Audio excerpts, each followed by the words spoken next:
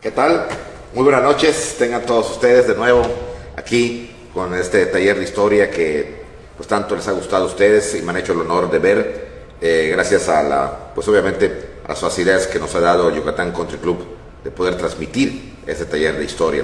Saludo a todos los amigos que nos ven en todas partes de la República, a todos los que nos ven desde Mérida, que nos ven desde Cancún, que nos ven en Aguascalientes, en Pachuca, que nos ven en Guadalajara. Muchos saludos a Guadalajara, que se les manda saludos, Estados Unidos, a Camarillo, Puebla, a diferentes lugares y ciudades de Puebla donde nos ven. Saludos mucho, con todo cariño, mis amigos poblanos. A Mazatlán, que constantemente nos está viendo. A Toluca, que también nos enviaron, que de Toluca nos está viendo. Ciudad de México, desde luego, siempre presente. Me da mucho gusto, porque mucha parte de lo que ocurrió en la historia de México, pues era el protagonista no humano es la Ciudad de México, precisamente una ciudad totalmente histórica, con una gran categoría histórica, una ciudad bellísima, independientemente de todos los problemas que pueda tener, históricamente hablando, una ciudad hermosa, la Ciudad de México. También nos ven desde Monterrey, mis amigos de Monterrey, saludos a los regiomontanos, a Ciudad Juárez, también allá en Chihuahua, que nos ven, en fin, a todas partes de la República. Sonora, nos han escrito desde Sonora también, Baja California, y fuera de México, pues también saludo a todos aquellos que nos han visto y nos ven desde fuera de la Ciudad de México, desde el país, Camarillo, California, Houston, Texas, Ecuador, Colombia, que también ya nos está viendo, y algunos lugares de Europa, como especialmente nos mandan saludos desde Alemania. Bien, pues muchas gracias por vernos, muchas gracias a Yucatán Country por estas oportunidades que nos da, y vamos a continuar, pero hoy iniciamos un nuevo tema. La semana pasada vimos todos los recovecos de la caída y la muerte de Agustín de Iturbide. Hoy vamos a entrar a un tema que se va a llamar la era republicana, y vamos a ver qué ocurrió después de que cayó Iturbide. O sea, no después de la muerte, ¿no?, sino después de la caída de Iturbide. O sea, cuando Iturbide abdica el trono y se va a Europa. La vez pasada yo seguí los caminos de Iturbide y no tanto dije qué estaba pasando en México en ese momento, pero vamos a decirlo, porque Iturbide abdicó y se fue de México en marzo de 1823, regresó en julio del 24 y únicamente regresó para morir. O sea que estuvo afuera del país un año y un poco más, y nos enfocamos a eso la vez pasada. Pero en ese año y un poco más pasaron cosas muy importantes en México, porque ya no había una cabeza visible, ya no había alguien que marcara la pauta a seguir. Era auténticamente la anarquía que pasaba en México. El Congreso había nombrado un triunvirato para administrar, formado por Guadalupe Victoria, Vicente Guerrero y Nicolás Bravo, mientras se hacía la famosa Constitución, que qué bruto, cómo les dio trabajo hacerla. Desde 1821 estaban ahí, y ya estamos en el 23 y no habían hecho nada, y vamos a llegar al 24 y tampoco van a hacer nada. O sea, no la van a poder hacer. Ese es lo más triste del caso, y que quede muy claro. Desde octubre del 21 se reunieron para hacer la mentada Constitución. No la hicieron. Pasó el resto del 21, todo el 22, todo el 23 y casi todo el 24. 3 años, todo un récord para Ripley, aunque usted no lo crea, porque no la van a hacer. Entonces, ¿qué? Y la que hemos estudiado, que la primera Constitución mexicana federalista en 1824, que esa Constitución no fue hecha por mexicanos, fue una Constitución que entregó Poinsett, que fue la Constitución americana, para que de ahí la copien y sea la Constitución mexicana. Por eso va a fracasar, y lo que vamos a ver ahorita, precisamente. Esa dichosa Constitución del 24, que fue un fracaso, y que presumimos, o que los libros oficiales presumen como la primera gran Constitución de la creación de la República Mexicana. Fueron mentiras. Fue una copia que se hizo, se transcribió de los Estados Unidos, porque no la hicieron. Realmente no la hicieron porque no lo sabían hacer, o porque no querían hacerlo, o porque se dedicaron a la grilla. 3 años, y terminan haciendo una copia de una constitución que no le venía a México, porque no le venía. Era un traje gigantesco que no le venía al flaquito mexicano. Y por eso el gravísimo fracaso. Pues no nos lo cuentan, que fracasó, porque fracasó. Pero vamos a empezar desde el principio, como decía uno de mis maestros.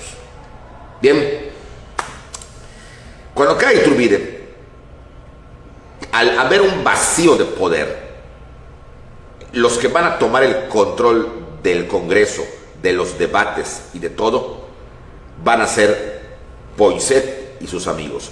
Pero no cualquiera de sus amigos, sino los amigos que Poinsett consideraba que eran los intelectuales y que podían manipular a esa bola de ignorantes que pululaban en el Congreso.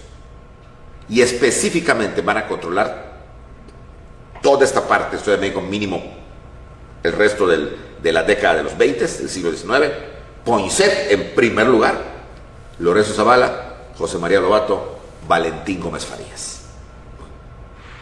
Personajes que controvertidos, algunos de ellos nefastos, como Valentín Gómez Farías, pero que desgraciadamente los libros de historia, de texto oficial, los han alabado.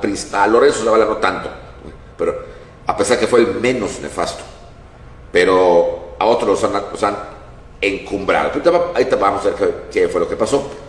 Bien, una vez que había caído Iturbide, había que controlar la situación para que el Congreso dictara leyes no favorables a un país que estaba naciendo como quería Morelos en 1814, no favorables a los Estados Unidos.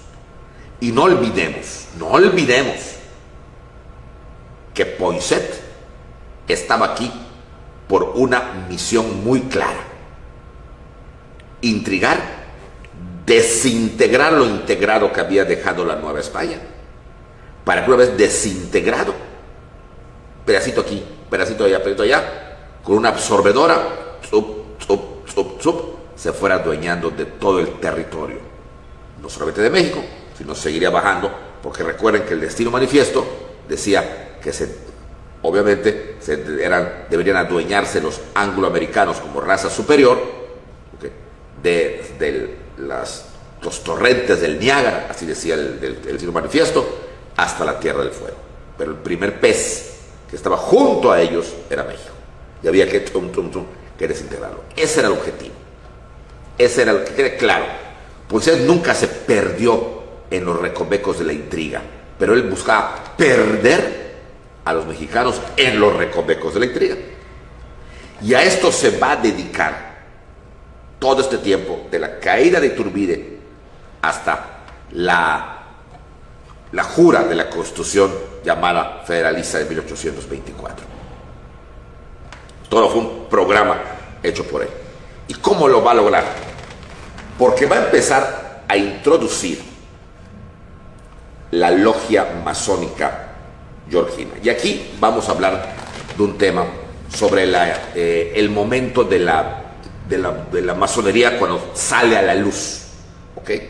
Y vamos a entender qué era la masonería, que no es lo mismo exactamente como lo era en ese momento que la fundó, o que la promovió, más que fundar, que la promovió Poinsett, a como luego va a ser a mediados del siglo XIX, o como es hoy. Como todo en la vida ha sufrido evoluciones, pero la masonería, que va a fincar sus raíces en el México en la tercera década del siglo XIX, fue una masonería que venía a destruir al país. Eso quede claro. Y el propio Juan Antonio Mateos, en su libro Historia de la Masonería, y otros personajes que han escrito sobre la masonería, lo reconocen. La idea era trabajar para absorber el país. Y para esto había que fundar logias. Y aquí vamos a entender qué era esto de la masonería, que tal vez alguna vez lo hemos comentado, pero como ahora viene el caso, vamos a entenderlo. Okay.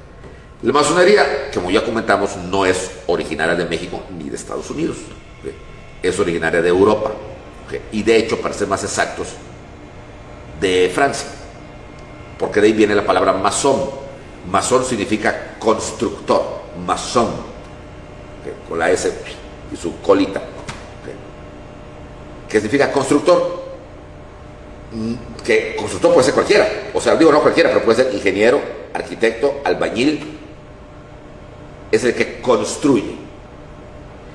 Y se les llamó así porque a finales de la Edad Media todos los grupos de profesionistas o de obreros, así como hoy hay el colegio de ingenieros, colegio de arquitectos, colegio de abogados, colegio de esto, colegio de lo otro, también había grupos de gente que se dedicaba a la misma profesión u oficio y se llamaban gremios.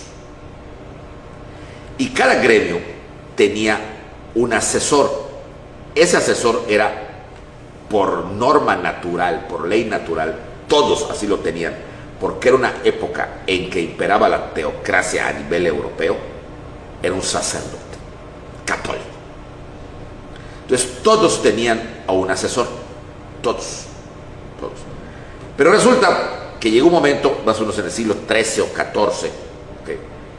Que el gremio de los constructores, en el cual se mezclaba, porque era lo mismo en ese entonces, arquitecto, ingeniero, albañil, no van a tener, y no vamos a contar la historia de por qué, un sacerdote, y van a estar solos. Es decir, ellos mismos van a decir, no tenemos por qué estar asesorados por un religioso, podemos nosotros. Pero como fue muy mal visto, malísimamente visto, de que fuera el único gremio que no tenía sacerdote, fueron señalados con así con el dedo índice de la mano derecha. Ah, mira, son masones, son los masones. Pero masones porque eran los constructores, masones. Okay. Aquel que decía, no, yo no creo en la iglesia, eres un masón, ¿no? Okay. Y por eso fueron señalados. No porque fueran malos, simplemente porque no seguían la corriente natural de esa época. O sea, no tenían un asesor espiritual. Bueno, pero tuvieron mucho éxito, porque así como ellos empiezan otros gremios, así pues yo tampoco quiero, pues, y entonces empieza a popularizar. Y entonces, claro, no fue la mayoría, pero sí fueron muchos, y a esos muchos, aunque ya no eran de masones, de constructores, se les iba diciendo, son masones, son masones, ¿ok? ¿Y cuál fue realmente, así muy breve, el motivo de esto? Porque el sacerdote le imponía normas religiosas y les decía, esto es así porque esto es asado. Y por lo tanto, cree, obedece, porque así es. No preguntes, obediencia perfecta. Y entonces se empiezan a preguntar, bueno, entonces, si vamos a obedecer lo que nos dice otra persona y no lo que nosotros creamos, entonces estamos renunciando a un derecho natural que nos ha dado la naturaleza, que es el razonar, el decir por qué. Porque si voy a obedecer, entonces me van a domesticar como un perro, como un gato, como un caballo, y solamente voy a obedecer. No, yo tengo razón. Y empiezan a promocionar estos gremios que todo se haga en base a la razón. Y esto, por lógica elemental, en los años medievales que les cuento, y luego posterior, tenía que chocar necesariamente, porque era necesario que chocara, con la iglesia. Porque la iglesia fomentaba la fe. Y en ese entonces la fe era considerada por la iglesia que era enemiga de la razón. Tú crees, aunque parezca ilógico, tú crees. Y si no crees, estás mal. Esto los enfrenta. Y evidentemente cuando viene ese enfrentamiento de que están fomentando la razón, la iglesia los va a satanizar, desde luego, por supuesto. Pero la iglesia durante mucho tiempo tuvo el arma más poderosa, que fue la excomunión, que te mandaba al infierno. Entonces esto hizo que hubiera una división entre los grupos. Pero lo que no contaba la iglesia era que el mundo estaba evolucionando.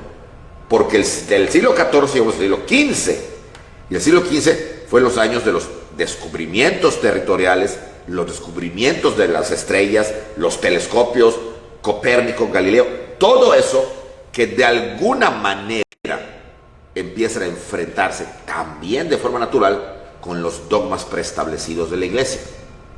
El simple hecho de decir que no era la Tierra sino el Sol el eje del universo Eso molestó a la iglesia.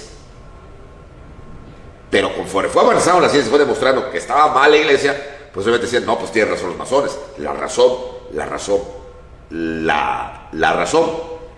De Francia, estos grupos se exportan a Inglaterra, donde fue mucho más fácil su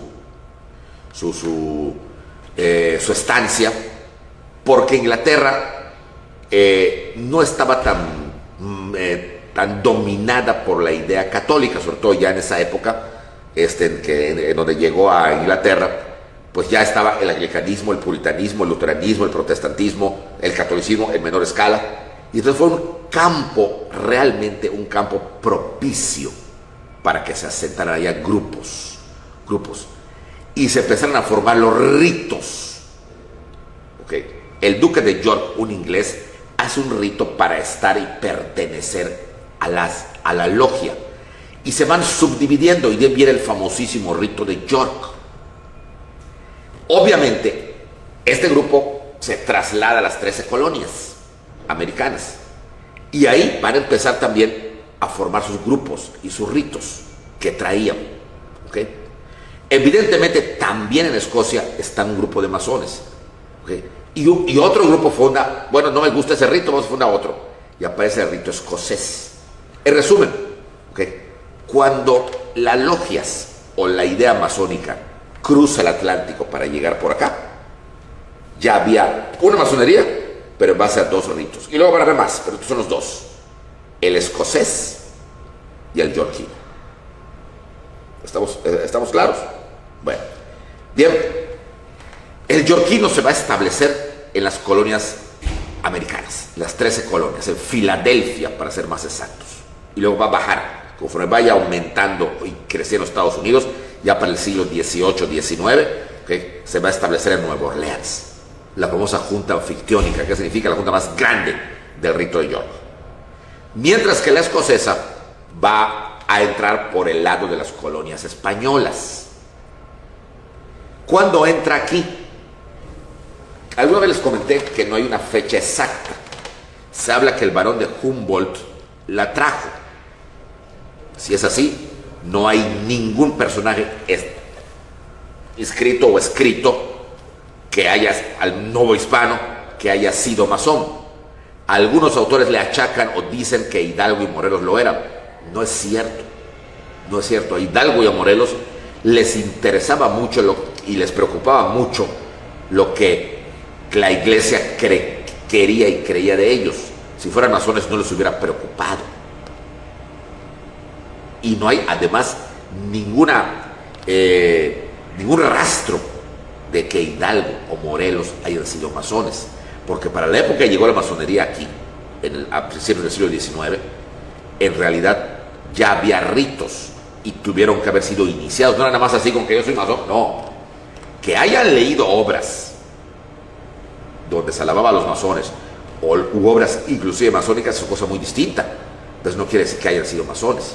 O sea, antes de 1820, por así decir, no hay una prueba contundente de que algún personaje importante de México haya sido masón. No hay. El primero que se sabe es Lorenzo de Zavala. Y comentamos una vez por qué. Porque cuando fue hecho prisionero por propagar sus ideas como sanjuanista, lo llevaron a San Juan de Ulúa. Y coincidía con que en ese momento Morelos caía prisionero, y también sus amigos norteamericanos, y los norteamericanos fueron llevados a San Juan de Ulúa.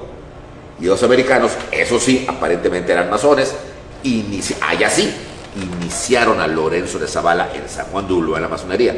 O sea que cuando salió Lorenzo de Zavala en 1818 de la prisión, estuvo ahí como 3 o 4 años, ya había sido iniciada la masonería. Y por eso Zavala va a fundar en Campeche la primera gran logia peninsular masónica. Es cuando ya empieza a saberse aquí. En Campeche sí hay los primeros nombres de jóvenes campechanos que se volvieron masones en un principio, pero eran muy secundones. ¿Okay? ¿Cuándo viene el auge de la masonería? Cuando Poisson la trae. Porque entonces Poisson la trae como una herramienta, como un arma para dividir. Y entonces empieza a iniciar a la masonería a todos, a los intelectuales como Gómez Farías, como Zavala, como Lobato, y a los que no eran intelectuales, pero que les podía servir porque tenían cierto liderazgo o lo habían tenido, como en el caso de Vicente Guerrero o Nicolás Bravo. Empiezan y como era la moda, la masonería era la moda, pues todos querían ser. ¿Y cómo lo hace Poinsett para inscribir a tantos y formar una gran logia masónica yorquina que contrastara con la otra, contra que era la escocesa? ¿Cómo lo hizo? Muy sencillo. Cuando cayó Iturbide, Poinsett se va a vivir a la Ciudad de México para estar cerca de todo el desastre que estaba haciendo el mismo Poinsett. Y para darles sus luces, así lo dice él en una carta en inglés que le escribe al presidente, en este caso ya era Jackson, si no me equivoco, que por eso estaba cerca, o ya estaba en la Ciudad de México. Había rentado una especie de casona que se encontraba por cerca de las calles, la que viene siendo hoy la calle 6 de septiembre, y hizo algo Poinsett que atrajo la mirada de los intelectuales mexicanos y de todos los mexicanos. ¿Qué hacía? 2 veces a la semana hacía Poinsett fiestas en su casa, con invitación, donde rolaba el trago, el buen trago, la comida, o sea, todo, y tenía tanto dinero, obviamente subvencionado por la Casa Blanca. ¿Y eso no había fiestas en México? No. No. Las únicas fiestas que el mexicano conocía eran las religiosas. Eran las fiestas de corte religioso. El católico, la España católica, consideraba la fiesta no religiosa como un pecado.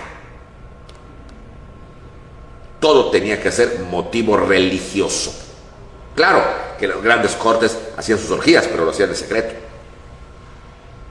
Pero tenía que ser que día de San Pedro, día de San Pablo, entonces salía la procesión y luego entonces fiesta. Pero fiesta como hoy lo entendemos en una casa, fiesta como hoy lo entendemos, era reuniones que no pasaban de 5 o 6 personas. Por eso llamó la atención la de doña Josefa, porque no era fiesta, era una reunión literaria. Pero no era demasiada gente y parecía fiesta.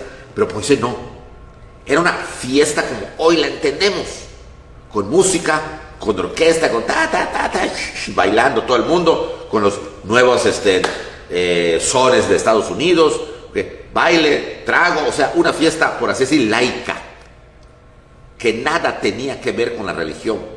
No se celebraba el santo de nadie, eran fiestas. Entonces todo el mundo quería ir, porque era la novedad. ¡Wow! Fiesta, nunca queremos ir. Y cuando terminaba la fiesta, y eso Andrés lo hacía Poinsett, oye, no te vi en la fiesta del señor Poinsett, hubo una fiesta, no te invitaron, chao, estás old fashion, entonces querían ir. Entonces iba, entonces siempre invitaba, entonces era un chorro de gente. Bueno, ¿y eso qué tiene que ver con la estrategia de Poinsett? Mucho, porque en la fiesta iba el 90% no los conocía Poinsett, invitaba a todos sin conocerlos. Entonces, ¿qué? ¿Cuál era el chiste? Pues que entonces Poinsett, como pasa en todas las fiestas, ustedes van a una boda y se juntan unos a conversar, unos amigos, bla, bla, bla, o hasta en mesa, ¿no? Hoy en día ya te asignan mesa. Bueno, pues allá, conversas. Poinsett, que era el anfitrión y era el dueño de la casa, iba de grupito en grupito. Hola, ¿qué tal? Soy Poinsett. Hablaba bien español, y conversaba con ellos. Junto con él, por lo general, estaba siempre Zavala, Lobato, Poinsett, a veces Guerrero, que nadie se daba cuenta, pero que como que apuntaban algo. Luego pasaba a otro grupo y así, iban de grupo en grupo. Y así lo hacían siempre. Terminaba la fiesta a 2, 3 de la mañana, lo cual era inconcebible, porque después de las 12 de la noche la costumbre era todo el mundo a dormir a su casa, a soñar con los angelitos y con buenos cochinitos a dormir, y había que roncar. Pero los de Poinsett seguía, y la fiesta, y en un México silencioso, se oía por todo lado, esa fiesta, qué buena onda, o sea, terminaba la fiesta, y entonces Poinsett se reunía con los que estaban allá, con sus achichincles, y decía, bueno, a ver, yo conté como unos 40 grupos de amigos. Vamos a ver, ¿quiénes oyeron ustedes que pensaban como nosotros? Porque la trampa era esta. Cuando Poinsett conversaba con ellos, sí, ¿qué les parece la fiesta? Ya tomaron un buen vino, ¿qué? Traje vino de Filadelfia, qué buena, ya algún bocadillo, sí. A veces, oigan, ¿y qué piensan de esto de que el Congreso está hablando de una república federal? Te van a vacilar, no, y otros, no, pues yo creo que está bien. Entonces, los que opinaban en ese picheo, en ese screwball que le daba Poinsett en el momento de estar conversando con el grupo, tomaban apuntes de las personas que opinaban como opinaba Poinsett. Entonces al final hacen una criba. Estos opinan más o menos como nosotros, estos de plano no. Bueno, la siguiente fiesta, entonces ya solo invitaban a los que habían opinado como Poinsett, o pensaban más o menos parecido a la idea norteamericana. Y entonces a eso sí, ya cuando volvían a la fiesta, que bueno, ya eran menos, ya Poinsett se descaraba. Señores, los invité a ustedes por eso. Quiero que pertenezcan a la logia porque tenemos este objetivo: democratizar y hacer que la razón impere en estos reinos donde nunca imperó la razón ni la justicia.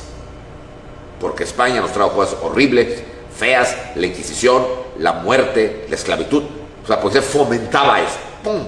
Por eso va a crear una leyenda negra con España, que hoy, nuestro sistema de gobierno la ha adoptado como tal. Parece ser que nuestros políticos hubieran oído hablar a Poinsett, porque lo que está pasando ahorita es la idea poinsettista.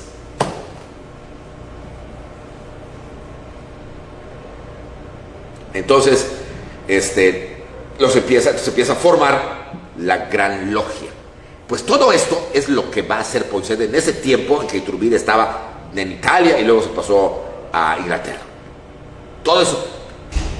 Para 1824 ya Poinsett tenía grupos de presión, de poder y de intelectuales, que era el gran grupo de la masonería yorkina, y un grupo reducido de masonería escocesa que no tenía mucha fuerza aquí, pero que había algunos conocidos como Nicolás Bravo, que siempre fueron masones escoceses.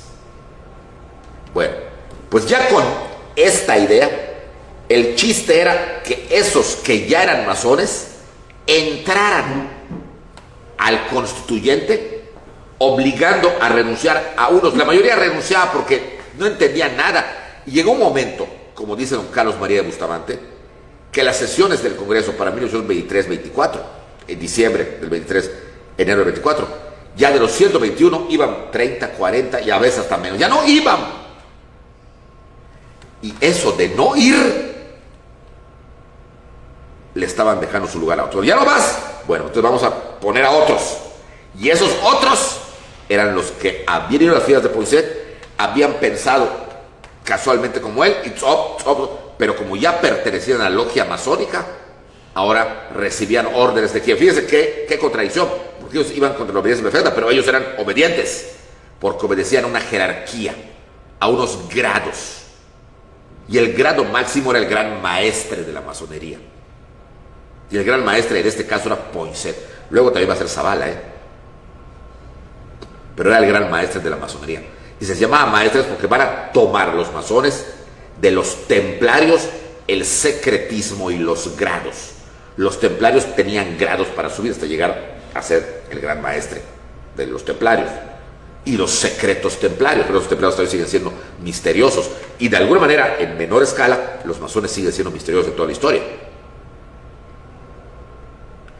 Entonces, tenían que obedecer las disposiciones del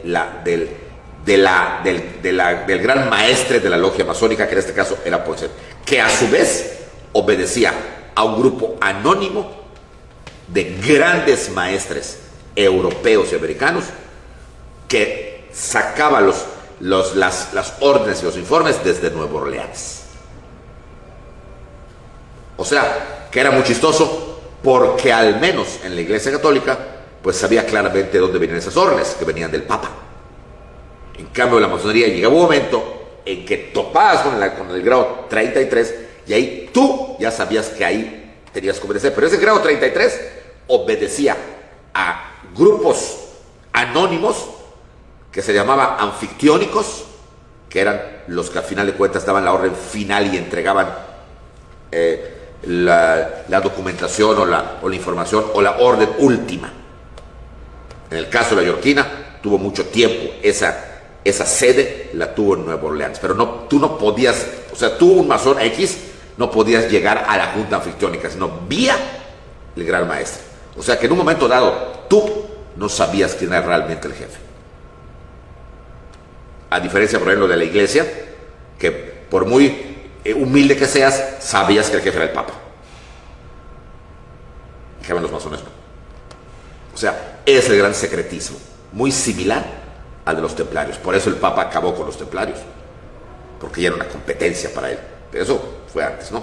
Bueno, bien, pues entonces, ya controlando el Congreso, y podemos... En 1824 no había, bueno, hoy en día ya está la filmación, antes la grabación y antes lo que era no sé si ustedes se acuerdan, de la taquigrafía, de los taquígrafos. Hoy en día es una profesión que ya creo que ya desapareció, porque ya el audio o el video lo ha sustituido. ¿Qué quiere decir esto? Que hoy todas las sesiones del Congreso están grabadas. Hay un stock de grabaciones en donde se ve la imagen. Antes de que el video se popularizara, era el audio, la grabación, la cinta magnética. Y antes venía la taquigrafía. Pero en el caso del Congreso Constituyente, el 24, todavía ni siquiera sabían taquigrafía. Por lo tanto, no hay la puntillosidad exacta de qué se dijeron. Pero tenemos, gracias a Zavala, que era diputado, gracias a Fray Servando y gracias a Carlos María de Bustamante, que también lo era, una especie de resumen de lo que pasaba ahí. Entonces podemos saber qué era y quiénes hablaban, no con detalle que hoy tenemos que subió fulanito y tal y dijo esto, o subió Menganito y le mentó la madre a Perenganito. No, sino tenemos el resumen, es del único constituyente, bueno, no del único, pero bueno, el primero, del que no tenemos más que el resumen dicho por los historiadores. Ya el otro gran constituyente, que fue el del 57, ese sí, ya hubo taquígrafos. Entonces ya hay, inclusive Francisco Zarco editó un libro con toda la taquigrafía, claro, pues en español, del Congreso Constituyente, y ahí están los grandes debates y sabemos qué dijeron cada uno y hasta las vaciladas que se decían. Del 17, lo mismo. Y ya pues no he vuelto a ver otro constituyente, pero ahora en las sesiones ordinarias y extraordinarias de los diputados ya se filma, y hace 20 años se grababa con la cinta magnética, pero ya es mucho más exacto, porque ya es lo que, ya no puede decir, yo no dije eso, ¿cómo no? A ver, vamos a ver, te pone el video. Bueno, entonces, pero ahí no hubo nada. Entonces meramente podemos saberlo en base a los autores que estuvieron ahí y que nos narran lo que pasó, pero con una narrativa, no con un detalle. Pero gracias a ellos, y coinciden los tres, en decir que los que más hablaban eran precisamente los que ya eran masones. Fray Servando era masón también, pero del grupo de Nicolás Bravo, escocés. Lorenzo Zavala, a cada rato hablaba, además tenía una magnífica oratoria.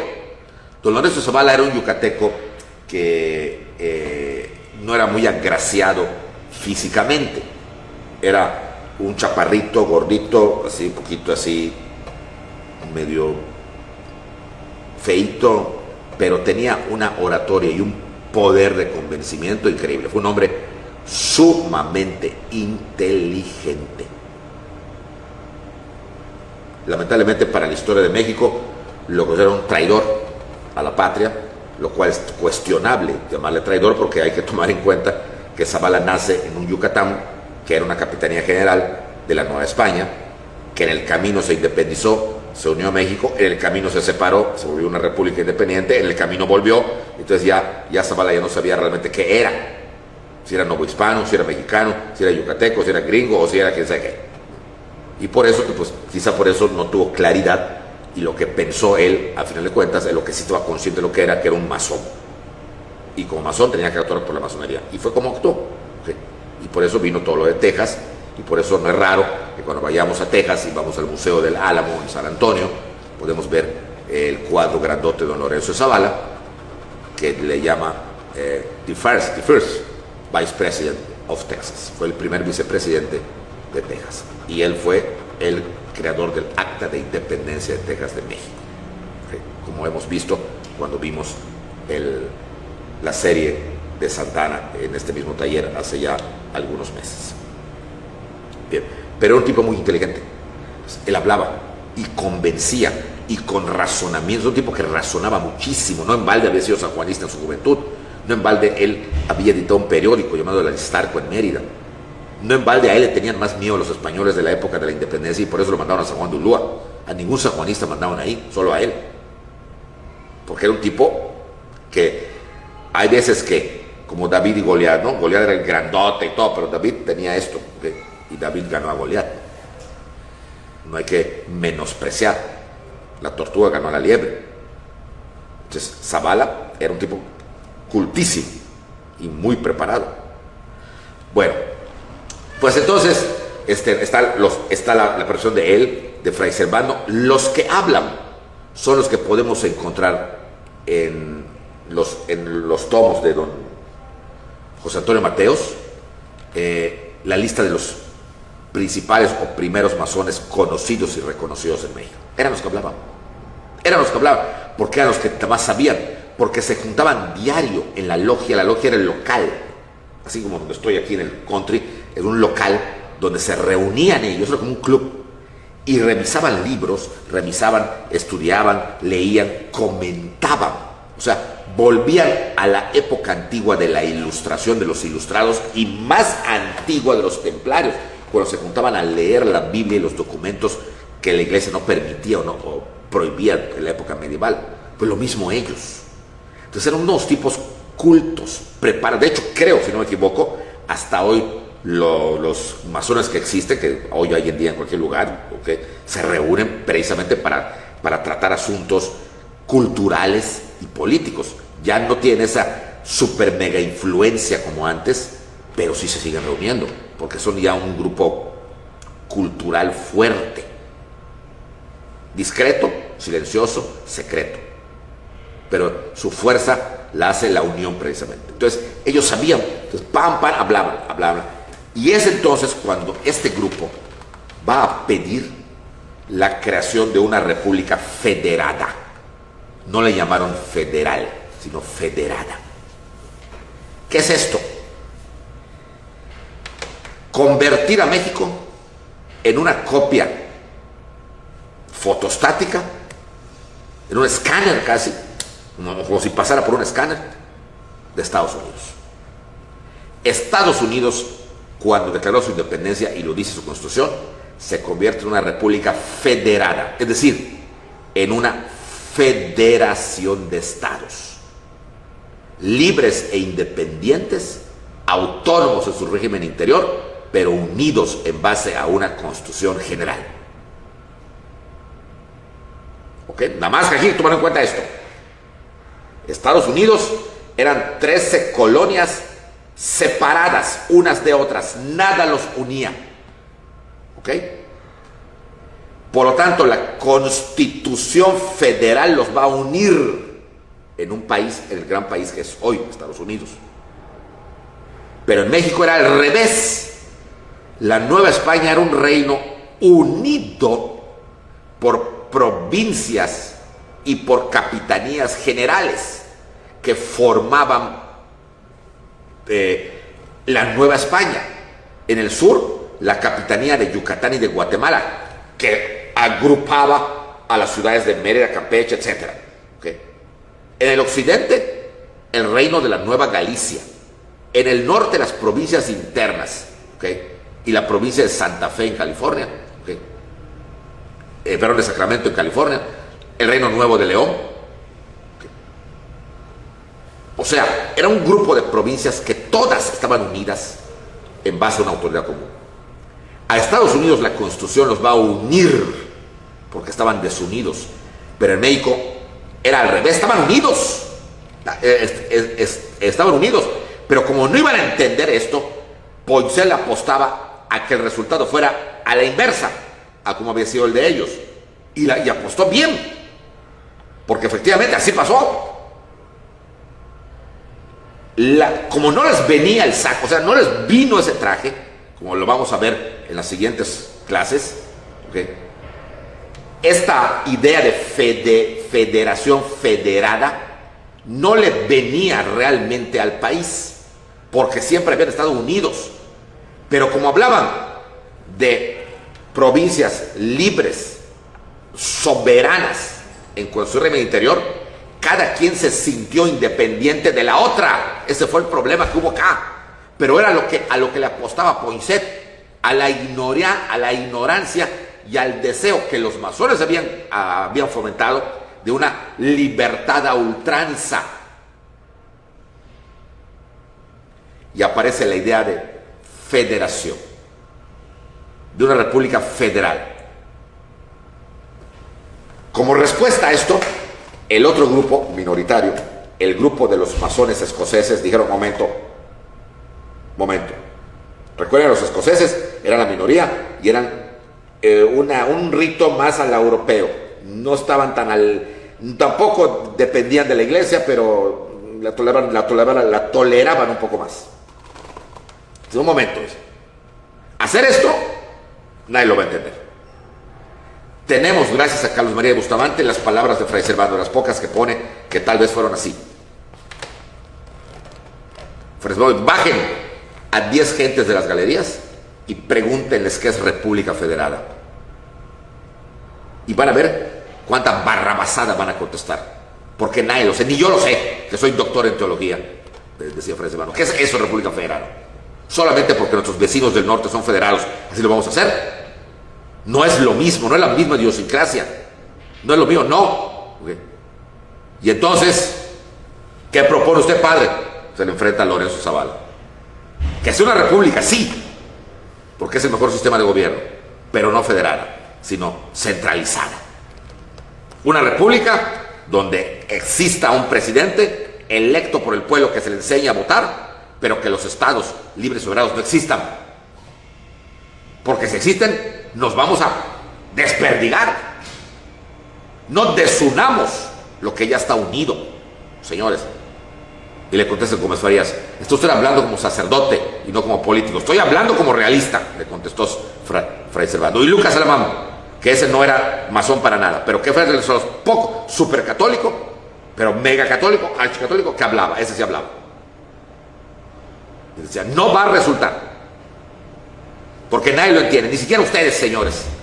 Sí lo entendemos, precisamente, y que se para Zavala, que era Zavala y Lucas Alamán eran oponentes, pero no eran enemigos. Era gente muy preparada y pensaban totalmente diferente, pero se llevaban. Se llevaban como se debe llevar una gente. No voy a pienso diferente, no, simplemente se llevaban. Y ahí hay un pequeño diálogo que Carlos María de Bustamante nos pone, claro, a favor de Zavala, porque Carlos María de Bustamante era masón del rito joaquino, donde le dice Zavala: es que ¿quién ha aprendido a nadar sin antes tirarse al agua? Tenemos que tirarnos al agua y ya en el agua aprender a nadar. Puede haber fracasos, puede haber errores, pero tenemos que empezar ya. Y la verdad, no estoy de acuerdo, porque estamos con un país hecho. Los Estados Unidos no eran un país hecho, por eso lo hicieron, porque se formaron como tal. Pero nosotros, el reino de Nueva España era un país, no lo destruyamos. Y debates iban y debates venían, y el tiempo pasaba, que sí, que no, que sí, que tibún, porque en esa época fue cuando llega Iturbide y se los cabechan en Tamaulipas, como ya lo vimos, en fin, y nada, seguían las cosas. Obviamente Poinsett mandaba a sus esbirros, para que sigan poniendo como ejemplo a a la Constitución americana. Y entonces aquí cuando llega José Fuentes Mares, en su libro Poesía e Historia de una Intriga, nos dice que en una de las reuniones en la logia georgina, Poinsett les presentó la Constitución americana. Vamos a estudiarla, señores, y esta la vamos a copiar y ustedes la van a presentar como ya, porque nadie va a hacer nada. Entonces tenemos que llegar con algo ya hecho, que nuestro grupo masónico llegue con algo ya hecho, y sobre eso ya hecho se vote, porque ya es demasiado tiempo el que ha pasado. Y es acá cuando viene entonces lo que no reconocen los libros oficiales, de que la Constitución de 1824, que se va a jurar el 4 de octubre, era una Constitución totalmente ajena al espíritu, al pueblo y a la mentalidad mexicana, porque estaba copiada de la de los Estados Unidos. Y efectivamente se pone a votación, pues la mayoría de los votaciones georginos, y gana por una votación dividida, la República Federada con la Constitución, que para que no se llame igual, se iba a llamar Constitución de 1824. Todo fue casi idéntica a la Constitución del 24, hasta el nombre que le van a poner a México, porque ahí le van a cambiar el nombre y le van a llamar como se llamaban o como se llaman los Estados Unidos. Los Estados Unidos se llaman Estados Unidos de América, y acá le van a poner, a partir de ese momento, y no se ha cambiado, Estados Unidos Mexicanos. Hasta en eso imitamos. No fuimos capaces de poner México, al menos, porque así le decimos, pero México es la ciudad, no es el país. Su nombre es Estados Unidos Mexicanos. ¿Y por qué se llama así? Porque se copió de la de los Estados Unidos de América. O sea, ganaba la intención. Cuando termina la votación, Fray Servando, que en ese momento era parte de la mesa directiva de la Cámara de Diputados, levanta la mano, que dice, puedo hacer una... Ya se acabó la votación, padre. Dice, ya no se puede. Solo quiero decir unas palabras. Dice, señores, yo voté por la Constitución centralizada, voté en contra de esta, no por enemigo de los Estados Unidos, no por enemigo de la Constitución, simplemente porque creo que va a ser muy difícil ponerla en práctica. Creo que he predicado en el desierto, espero que funcione, pero sinceramente, y no quiero ser ave de mal agüero, lean a Bustamante, eso dice, pero creo que la Constitución no se va a poder aplicar. México no está preparado para esto, para una federación. Sin embargo, yo desde donde yo esté, la voy a apoyar, porque es lo que debe de hacer un buen mexicano al ganar la postura de la federación. Entonces todos se ponen de pie, aplauden, se arma la fila para pasar a poner la firma, de todos los diputados, que por eso sabemos quiénes son. Todos, hasta Fray Servando firmó, digo, eran los derrotados, pero tampoco eran unos necios, votaron, a fin de cuentas la mayoría ganó, firman la Constitución de 1824, y entre los transitorios está establecer y nombrar a un presidente. Evidentemente, como era la primera Constitución, y era el primer presidente, no se elegiría popularmente, porque la Constitución hablaba de elección popular. Pero como era el primero, era nombramiento. Y por lo tanto, ya tenía bajo la manga Poinsett el nombre, el presidente que se propuso y se aprobó también por mayoría para que fuera el primer presidente de la República Mexicana a partir del 1 de diciembre de 1824, va a ser el señor Miguel Fernández Félix, más conocido como Guadalupe Victoria. El periodo presidencial era igual al de los Estados Unidos. 4 años, pero se podía reelegir. Por lo tanto, Victoria fue nombrado por 4 años, de 1824 a 1828. El primer round lo ganaba la masonería georgina, lo ganaba el grupo poinsetista, ¿okay? Y México entraba a una era republicana, pero al que hay que agregar la palabra federal. Una era que le va a costar mucho tiempo y mucho trabajo a México entenderlo. Pero ¿qué pasó después? Eso lo veremos la próxima semana. Muy bien, pues muchas gracias. Nos vemos entonces el próximo lunes para entrar entonces ya, ahora sí, ya al inicio propiamente dicho del gobierno de Guadalupe Victoria y de la era republicana y del dominio de la masonería georgiana. Buenas noches y que tengan un excelente inicio de semana.